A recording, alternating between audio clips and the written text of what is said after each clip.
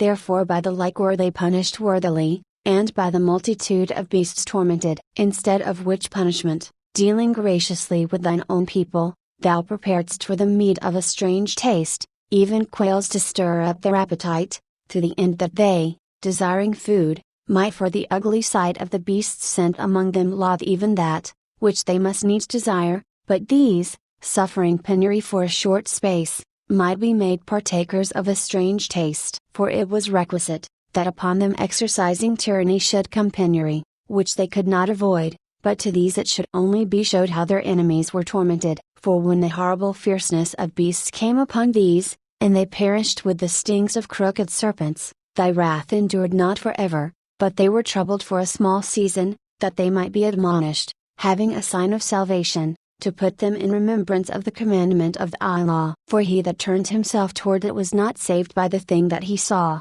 but by thee, that art the Saviour of all. And in this thou madest thine enemies confess, that it is thou who deliverest from all evil, for them the bitings of grasshoppers and flies killed, neither was there found any remedy for their life, for they were worthy to be punished by such. But thy sons not the very teeth of venomous dragons overcame, for thy mercy was ever by them, and healed them. For they were pricked, that they should remember thy words, and were quickly saved, that not falling into deep forgetfulness, they might be continually mindful of thy goodness. For it was neither herb, nor mollifying plaister, that restored them to health, but thy word, O Lord, which healeth all things. For thou hast power of life and death, thou leadest to the gates of hell, and bringest up again. A man indeed killeth through his malice, and the spirit, when it is gone forth, returneth not, neither the soul received up cometh again. But it is not possible to escape thine hand. For the ungodly,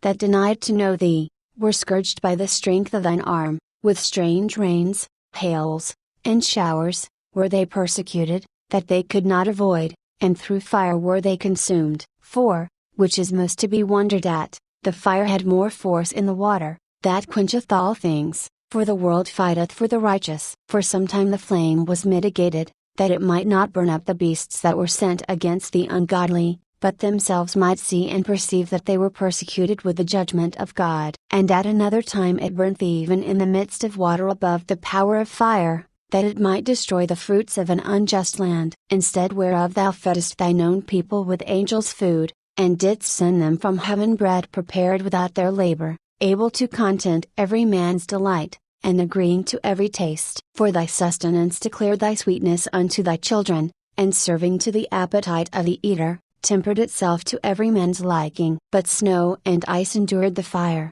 and melted not, that they might know that fire burning in the hail, and sparkling in the rain, did destroy the fruits of the enemies. But this again did even forget his own strength, that the righteous might be nourished. For the creature that serveth thee, who art the Maker, increaseth his strength against the unrighteous for their punishment, and abateth his strength for the benefit of such as put their trust in thee. Therefore even then was it altered into all fashions, and was obedient to thy grace, that nourisheth all things, according to the desire of them that had need, that thy children, O Lord, whom thou lovest, might know, that it is not the growing of fruits that nourisheth man, but that it is thy word, which preserveth them that put their trust in thee. For that which was not destroyed of the fire, being warmed with a little sunbeam, soon melted away, that it might be known, that we must prevent the sun to give thee thanks, and at the dayspring pray unto thee. For the hope of the unthankful shall melt away as the winter's hoarfrost,